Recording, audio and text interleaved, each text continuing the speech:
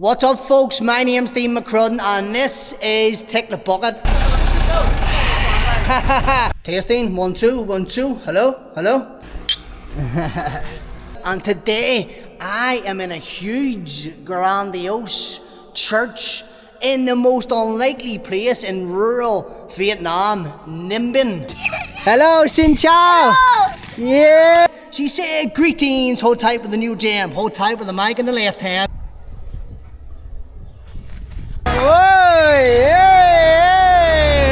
Let's get in the video and I'm going to show you exactly how we got here. Boom.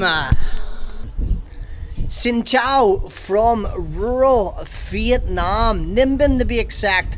In fact, it isn't exact because I'm actually about 40 minutes outside of Ninh Binh. Ninh Binh is a place highly recommended by a lot of people, you know, for that exact reason. It being raw, it being rural, it being remote. I didn't mean all them 3 hours, but it just rolled off my tongue. And it being quite authentic, traditional Vietnam. Me being me, but even though Ninh Binh itself is remote, I have spent the last kind of couple of days driving out in to the countryside, you know, 30 minutes that way, 40 minutes that way. Me and my trusted steed here, my little scooter. But the thing I've noticed the most about Ninh Binh is, that's got my curiosity, it's piqued my interest, is there is a lot of Buddhist monasteries, as you can see behind me, but there's also a lot of Christian churches. And the thing that's blowing my mind the most is, firstly, they are able to coincide side by side, like they're really in close proximity to each other. Behind me is the Buddhist monastery, and you may not see in the distance, but there's a huge kind of church cathedral that I'm going to go round to very, very shortly. But the fact that they can coincide side by side, but secondly, how many there is. Literally, this whole landscape is either churches or huge Buddhist monasteries, and it's so remote and rural. That's the thing. It's like there isn't even that many houses here. So why do you need so many religious locations? I mean, it is just fields and fields and fields, and then look at this. Is that not absolutely majestic, incredible? If this was in somewhere like, you know, Hong Kong or Beijing or Shanghai, Bangkok or somewhere like this here, it wouldn't be as interesting. It's more the fact that there's nobody here. Who's going to the church? Who's going to the monastery? Something like this, of this grandiose, should be seen by a lot of people, but I don't know who here is going to visit here. And this isn't the only one. There's many that I've drove by on my way to here, but I want to kind of explore and find out what is happening with the temples and churches here in Ninh Binh. It's obviously like that is welded shut. You can't just come with a key and open this. Like, there is a massive bolt and a massive bolter, and that is keeping the gate locked. You can't get into it, but look at the detail on it. I'm pretty sure this might be calendar related, with the animals going round. That's the sun in the middle. The carp fish, beautiful work, and then the brass handles as well, which aren't cheap. Is it closed down? Is it going to open soon? I don't know. There's not like there's people around here you can ask. Even look at the sculpture here. Look at this, the detail in that. Look at this here. Even the kind of scales. In fact, it's a dragon. Does dragons have scales, or would it be more, it's, what's the dragon's first and the scales? I don't know. Scales is a fish, who knows. But I'll take a walk around here. This is the outside. In fact, you could squeeze in that gap. I'm gonna squeeze in the gap if I can.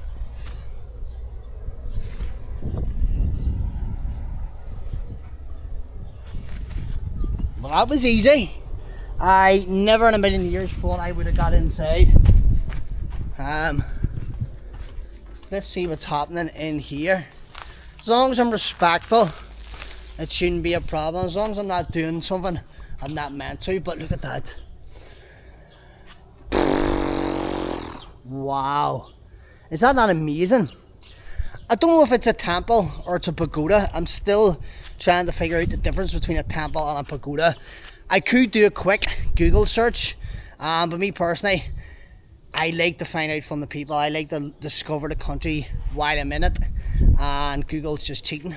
But I'm going to take a guess here, and I could be completely wrong what the difference between a pagoda and a temple is. A temple seems to be something that's Thai in Thailand, a Thai temple, and a pagoda is more famous for Myanmar or Burma, Thailand's neighbour. So is one Burmese and one's Thai, or I'm going to take another guess that could be completely wrong. But if you don't take guesses and don't take punts and you don't open your mind and expand your mind, you'll never learn. Is one maybe Buddhist and one is Hindu? I don't know, I'll find out soon. But look at the spot, look at this. The lakes. They love a lake, so they do, and they always fill it with fish. I'm going to take a guess there's carps inside it. Okay, there's me thinking that I found a secret way in to the Buddhist temple. It turns out where I climbed in, you can literally just walk in this gate. But it is kind of like a dead end here. So you can't walk in. Thankfully, because you'll get people, you get the easily offended snowflakes saying you can't do that, that's disrespectful. I stick by saying, don't be afraid to offend the easily offended. I'm not doing nothing wrong here. The gate's open, but you always get people who'll be But look, must be still under construction, is it? Let's go up to the top of this. It's coming up the golden hour as well, the sun's setting. It's going to get really, really nice soon. You'll be able to see, if the sun's not too bright, the top of the church. You can see the top of the church there in the distance. We're going to go around there soon. There's people down here. Xin chào! I mustn't be doing nothing wrong because they're not shouting at me and telling me to leave. But look at the view of look at the top of this here. Wow, it is definitely Buddhist because there's a massive, massive Buddha smack bang in the middle of the temple or pagoda. This must be an extension to it, but look. I keep seeing this flag everywhere, okay? All over this part of Vietnam. And I don't know what it stands for or what it is. It might be the local Ninh Binh flag, maybe? I don't know. It's a very nice flag, very well coloured. But we'll put it up here out of respect because you shouldn't have your local flag draped on the ground. I don't know what that is. I'm going to take a punt that it's this region of Vietnam's local flag, but yeah, they're building something anyway. And I'll give the Vietnamese their props. There's a saying, work smart, not hard. In Pakistan, they work hard, but they don't work smart. The buildings there, like even basic amenities, aren't constructed properly. Vietnam not only work hard, but they work extremely smart. When it comes to building, they are on point, and they don't use sometimes advanced tools like we do. Like they use a kind of bamboo here as scaffolding, but everything's flush. Everything's built to a, let's just say, an American or European standard. Very, very well. I'll give the Vietnamese that. They're hard workers and they're smart workers. This woman's going to show me something. I don't know what. What is it? She's bringing me down here.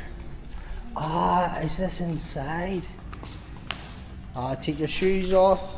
Of course. I actually like the rule they have in Vietnam to take your shoes off. Can I go inside?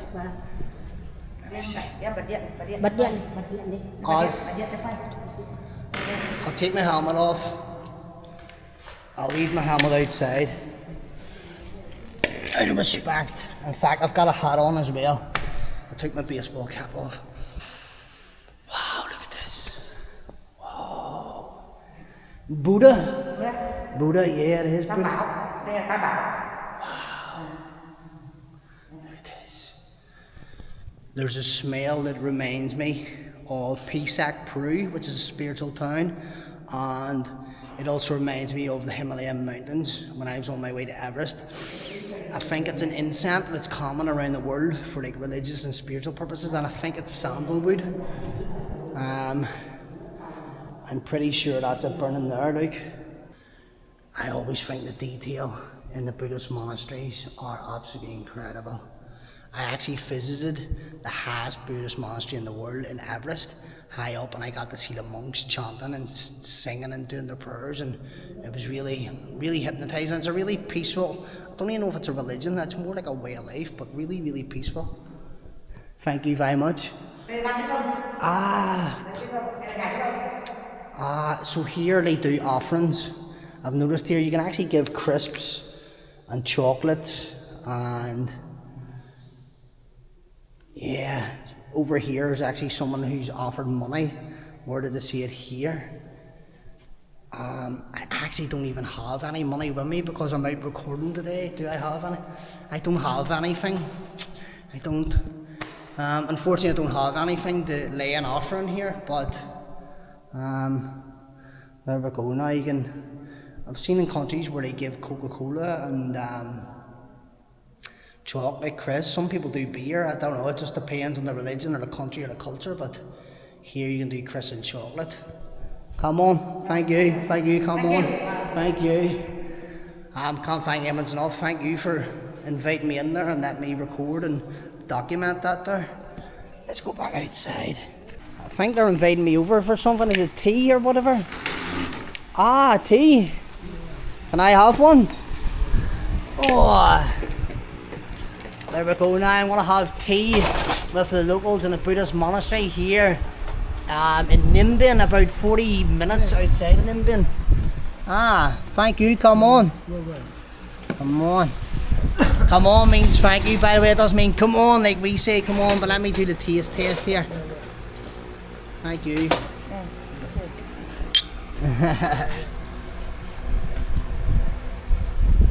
Đi xe máy hay là ô tô?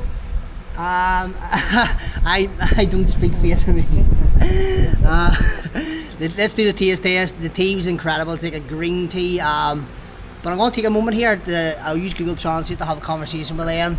I'll have a tea of respect, and I'll see you in a moment. I love the tea culture here in Asia. I first discovered that where Europe meets Asia in Turkey. They have a massive chai culture, but all over Asia here, it's kind of like a sport, it's kind of like a religion, it's kind of like a way of life where everybody chills and you just have your tea here, as you can see. Can I put some in? Yeah? Yeah? They're going to give me a top up. There we go, come on. And you just sit on your chai and you just chill and you just talk. I guess we do it in Ireland as well. You know, your friend calls around, you get a wee cup of tea on, you stick a wee brew on, you have a wee biscuit. If you smoke, you have a wee smoke and you have a wee yarn.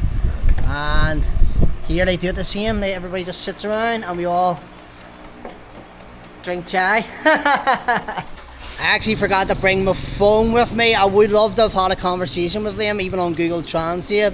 But see that moment right there, that's exactly one of the reasons why I love travelling. I love breaking down stereotypes, or I like breaking down misperceptions of people of the world. You know, when I was in Pakistan, it's a Islamic Republic of Pakistan, it's a Muslim country, and I went into the mosques and told them I was Christian, and they invited me in. In fact, I'm still wearing the bracelet that I was given as a gift when I was in Abbottabad, where it was originally Bin Laden's bunker was there.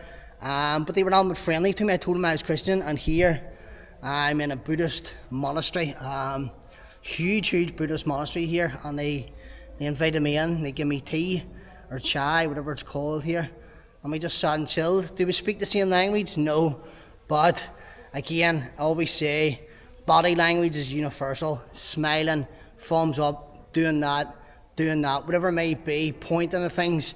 There's a universal language that we can speak as humans that's known as friendliness, kindness and hospitality, and I got shown that in abundance there. Here is the main kind of stage here. They must hold their ceremonies or whatever here, and you can lay the offerings again. As you can see, there's all the chocolate up there. We're going to head back round to the bike here, and we're going to do a small drive round the corner, and we're going to see what the Christian church here has to offer. It is literally a stone throw away. I can see it through the gap in them trees. It must be 100 metres, 100 yards, whatever it may be, and they're living, coinciding side by side. Let's go. I'm back on my bike, and I've just noticed they're absolutely everywhere when you're driving around here. Kind of like, is it made out of wicker or something? And is that dry hay? I don't know what that is. But they obviously utilise it for something. I don't know why they sell it, or they just use it in their own homes. Can it make good kindling? Can you burn it? No idea, but they're everywhere, the whole way around here is these massive circles. So I'm coming up to the end of the road of the monastery. To the left here is where the church is. I'm actually going to take a right here first and see what the little town has to offer, because behind me here is the massive circles, and I want to see if I can ask somebody what they are.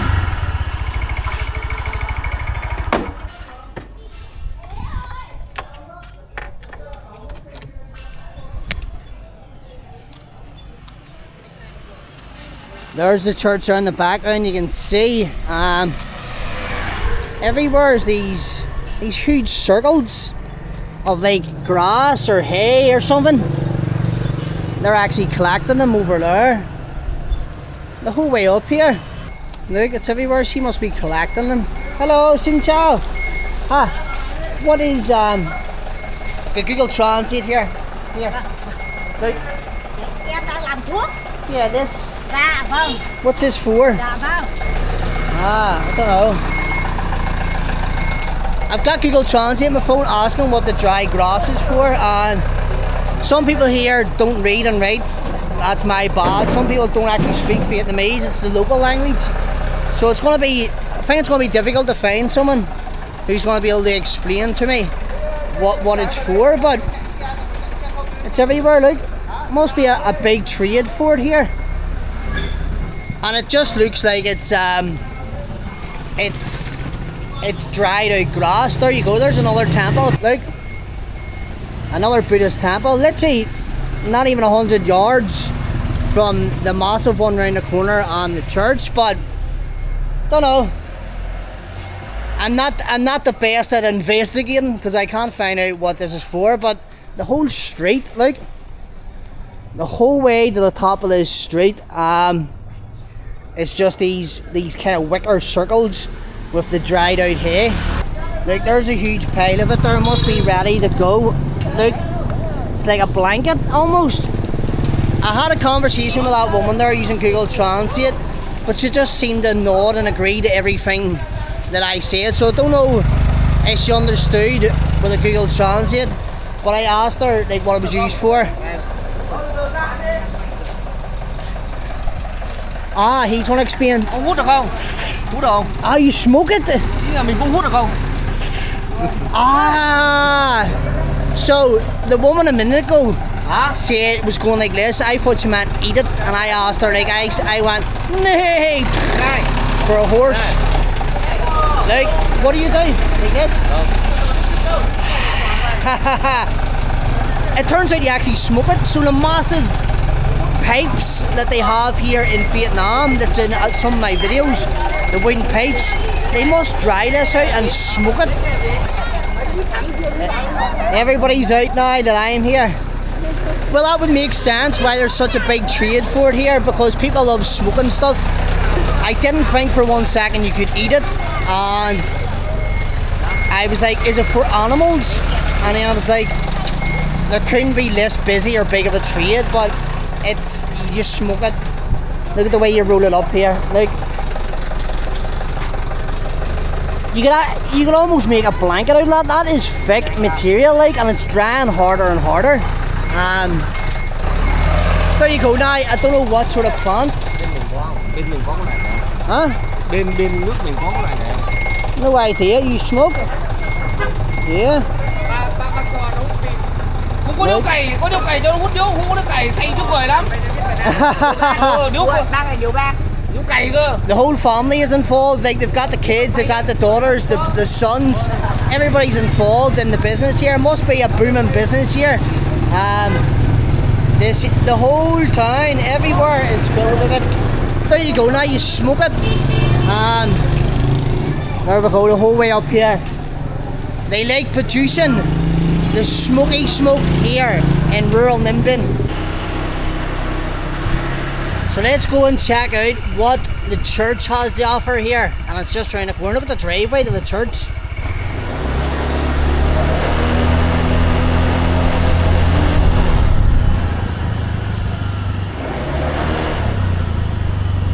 There is the big man himself. Look at that. This is not absolutely incredible. This is in rural Vietnam. Ninh Binh, as rural Vietnam as you can be. And there's a church. In fact, more of the smoke production is here. Look. Xin chào. This whole ground here is being used for the smoky smoke. There we go now. Right, let's get inside. Let's get inside the church here. Let me see.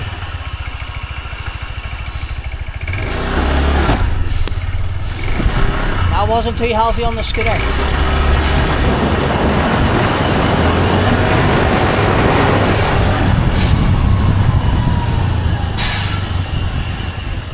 So here's the huge church, and as I said before, lots of European kind of standard look.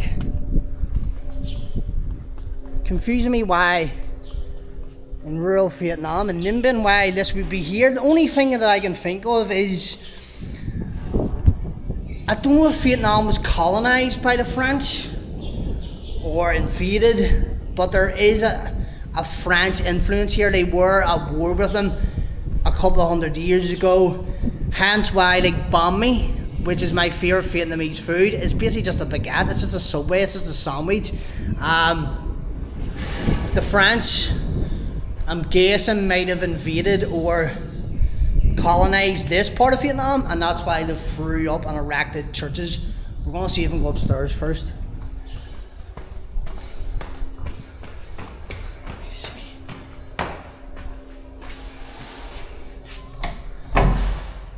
Oh, I thought that was open, it's not. So I don't think we're going to get inside this one like we did the Buddhist monastery. But look at that cord, look. I would say if you pull that, it would make a doing, which I'm not going to do. Let's try and see if I can walk around it or at least get inside. So this door is open.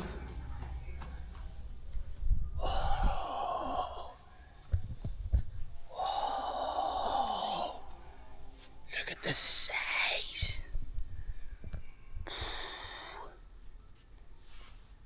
Wow. Is this place not absolutely incredible? Is there anybody about? Hello? Hello? There's a massive echo. Like, whoa. From one extreme to another, from a grandiose Buddhist monastery to a grandiose Christian church. Imagine standing here. Imagine standing here addressing the people as the pastor or priest. There's massive, hundreds of people could fit there, look. Maybe even 1,000. You've also got up the top here. Look the whole way up the top in the kind of balcony areas. Look, there's where the big man would do his speech. Let me see, is this thing turned on? Hello? Hello? Testing? 1, 2, 1, 2. Let me drop a few bars here. Let me drop a rhyme, right? She walked across the dance floor that night. She was dressed to kill. She was a sexy lady. She had to get her thrill. How do we get here? How do we know? And all the beat, the music, the tempo. She's up for that night. She was in for a fright. She said, greetings, hold tight with the new jam. Hold tight with the mic in the left hand. The mic was in the left hand. Look at this. Tough crowd. Tough crowd. You know what I mean? I drop a rhyme like that and you're not even excited. There we go now. I have addressed the people. Let's go and check this out. I wonder if there's anybody here, but there's one of them. Ding. That's more Buddhist than Christian. It's kind of the back room here, look. That's kind of like the pastor's robes there, look. That's very out of place. Kind of like a children's play box. Is there anybody here? Hello? Hello? You can go downstairs. Let's go downstairs.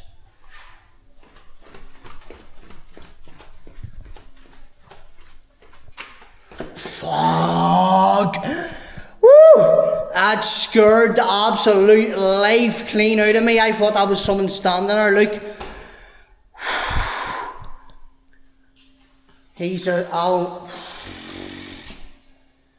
keep going to say the Lord's name and fame by saying, oh my, and catching myself on. He scared the life right out of me. This is kind of like a basement. There's all the props for the nativity play, maybe when it comes to Christmas or whatever. That's a lot of doors. That's all that is, wooden doors. But why is there nobody here? Why is it left? I wonder if I can go out the downstairs door here, because that's where I was a minute ago. If you can see outside, that's where I drove my scooter in. There's the guy in front who's doing the tobacco or whatever, and I drove the scooter in this way. I wonder if I can. No, you can't leave. There's in fact a Christmas tree. There actually is a Christmas tree here, look. And there's the 2 cistern tanks for water. There's a little bathroom here, I wonder.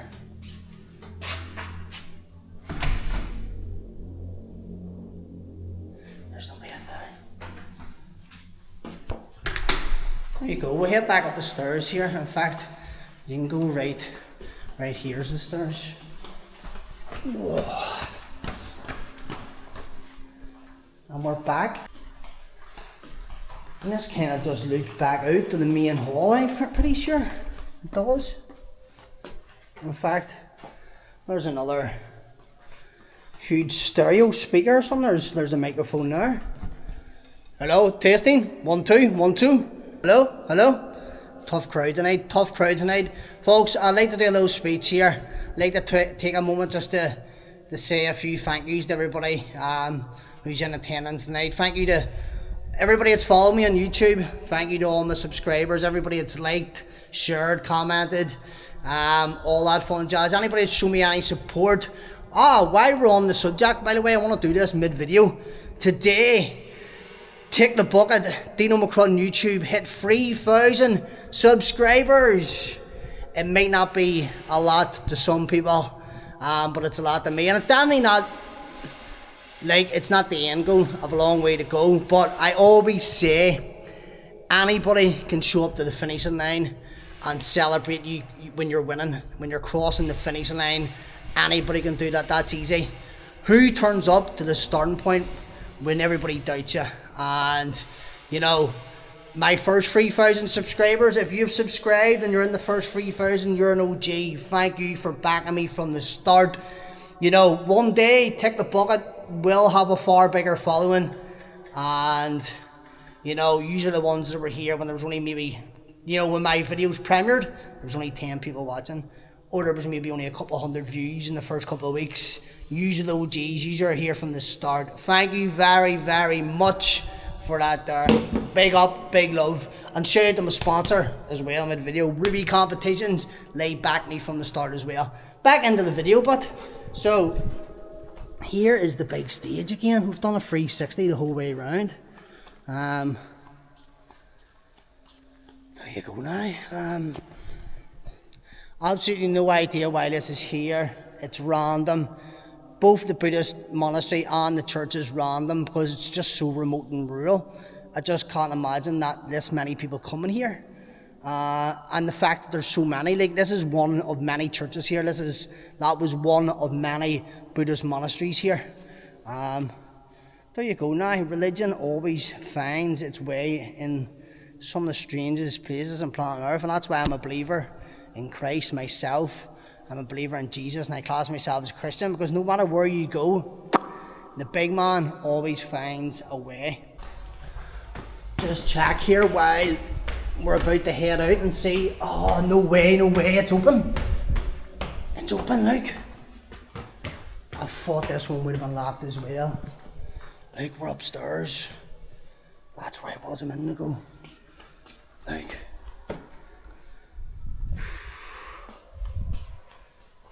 Somebody's hat just randomly left there. I keep forgetting I've still got my motorbike helmet on. Why have I still got my motorbike helmet on? But like, little hat. Do you think I suit it? That's actually a good, oh, that's a good hat. It's in good condition. Be a nice wee souvenir. But we take only pictures of moments and memories, and we leave only footprints. But you can do a 360 around the balconies here at the top, look. What? There's the door, it was locked, that I tried to originally get into. I think that's maybe, I think that's where the choir goes. Look, there's the piano. Does the piano work? Yeah, it's obviously not turned on, switched on. And look, there's the microphones here. They obviously drop down. People aren't that tall. Well, I'm not that tall. And that's how you sing here. There is, you can go down this way here, like. Right. We may as well do a lap. We may as well do a 360 while we are here. I would love someone to come in while I'm here, you know. Anybody, like a local, the pastor, one of the church goers. I would love somebody to come and speak to me, and I can find out a little bit about the place. And again, just like the Buddhist monastery around there, when I get out and record my vlogs, I don't usually bring money out with me unless I'm going for food or a haircut or something like that. I didn't bring any money out with me today because I knew I was just going to be out in the scooter for a couple of hours, or I would leave. I would have left an offering. Same with the Buddhist monastery, we left, you know, some Vietnamese dong for whoever it was to come, but I don't, and I feel a little bit bad about that. But here's another great view. Like, there's chairs even here. Look, the chairs go in here. There's chairs in there. There's a stage there that I've just noticed. No idea how you get up there because there was no doors around there, and there's a stage there. You've got the whole way along here. And here, I would absolutely love to come here on a Sunday. I would love to come here while it's a packed house, while people are coming here. This is an incredible, absolutely incredible church. In fact, if there was a church like this back home in Belfast, I think I would go to it. I would love to see this in its full capacity, and somebody up there giving the gospel, someone up speaking the word of God, and just seeing that. I think there'd be great energy inside this place. Really do. Incredible. I've just discovered, right, there's the wire or the rope for the massive bell tower, but you can also get up them steps and zigzag up to the top. Now, I'm not going to be stupid enough to try to go to the top. I would end up breaking my neck, but we'll see if I can go a little bit up here and see what's happening.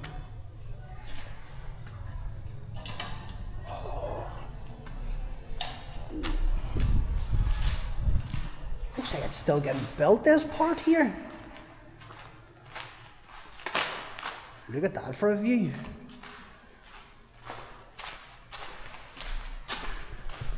I don't know if I should, how much I should trust the structural integrity. In fact, look, there's more ladders there. And that goes the whole way up to that bell tower. Now, as I said, I'm adventurous, but I'm not stupid. At least here I'm safe. There, if that ladder kicks out, it's down. And then you have to get up on that little edge. I'd say the ladders are pretty safe. But it's better to be safe than sorry. I'm not stupid. Let me see, look at this, look at this. Look at that for a view. Look at that for a view. They could actually add more seats here. Or that could maybe be the plan. To add more seats and open this whole thing up. If they do, you're talking a couple of thousand people would fit into this church. And again, the thing that's blowing my mind the most is, there's a couple of thousand people here in the min to go to it. Even in the church, look, this is the church grounds. And they have them huge circles here. Look, they must be collecting them all to bring them back in. It just looks like dried hay. I'm gonna smell it actually. It does smell like you could smoke it, and it does have it has a tobacco texture. I have no idea what tobacco is. There you go. And I used to smoke for 15 years. Hello, Xin Chao. I smoked for many years. I guess tobacco's a herb or a plant. Does it naturally just grow out in the fields? I'm gonna have to do a wee bit of. I'm gonna do a bit of tobacco. In fact, you know what I'm gonna do? While I'm mid video. I'm gonna Google what tobacco is, because I said to myself at the start of the video, I don't like to Google. This instance, I think I need to Google, right? So, where does tobacco come from? Tobacco is derived from the leaves of the nicotine plant, which is native to North and South America. But this isn't North or South America. It was spread across the world by the Europeans. Tobacco was introduced to Europe. Maybe it is tobacco. Maybe it is. Maybe it's, there's different forms of, tobacco, different forms of things you can smoke. There's the one you can chew and spit. There's the one you can put in the paper and cigarettes and roll-ups. It does smell, feel and look like tobacco. So there you go. So you smoke in yes, like yes, smoke and you speak English? I wish a little bit. What is your name? My name is Lo. Lord? This is my Baba. That's your papa? Yeah, it's my mother. And that's your mother? Okay, my name is Dino. Yeah, where are you from? I am from Ireland. Ireland? Yeah. Okay. What where does this come from? The field? Yeah, the field and come here and the fry in the sun. You dry you dry it out in the sun. Yeah. And where does it go to? Like Hanoi, Ho Chi Minh, or? Yeah, everywhere in the Vietnam. It goes everywhere in Vietnam. Yeah. And it's for the pipe. Yeah. Thuốc lào. Thuốc lào. Yeah, this is thuốc lào. Is that the name? The name is thuốc lào of the pipe. Yeah. So there you go. It is. Where does this come from? Here? Yeah. In the field. And we are harvest in the field and put here. Okay. Do you cut the grass? Yes. And you let it dry inside this? Yes. What is the name of this? It's the bush. Bush? Yeah. Okay. You want to know it's Vietnamese. It's Vietnamese, yes. This is thuốc lào and thuốc lào. Yeah. The name is thuốc lào. Thank you very much, brother. Thank you. Your English is really, really good. No problem. Keep practicing. You're really, really smart. Okay, goodbye. Goodbye. Xin chào. There you go. So it is. Got a bit of a lesson there at the end of the day. I didn't even have to Google. Google was wrong. There you go. Google was wrong. So the circles are thuốc lào. That is the Vietnamese name. they cut it from the grass. It's crazy to think. I didn't even know that. You could just cut grass or whatever kind of leaf or plant that is, and then you let it dry out in the sun, and then it becomes tobacco. And as he says, it gets shipped out everywhere across Vietnam. This must be a massive production plant for it, because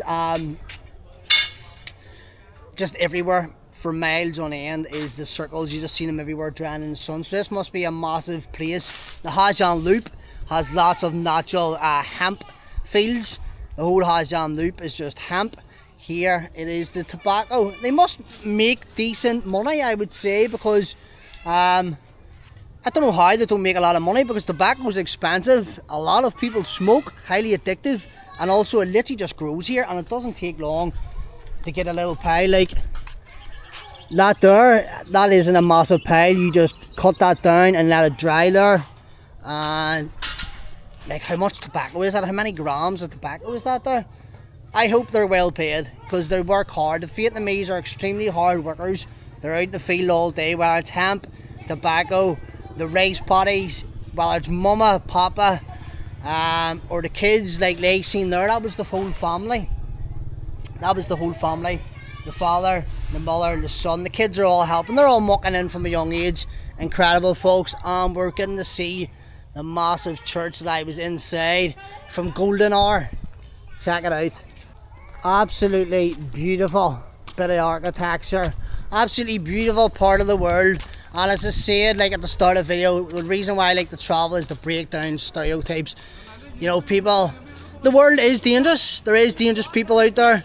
But I like to think that a lot of people are friendly. I was warned, don't go to Colombia. I went to Colombia. Don't go to Peru. Been to Peru twice. Don't go to Bosnia.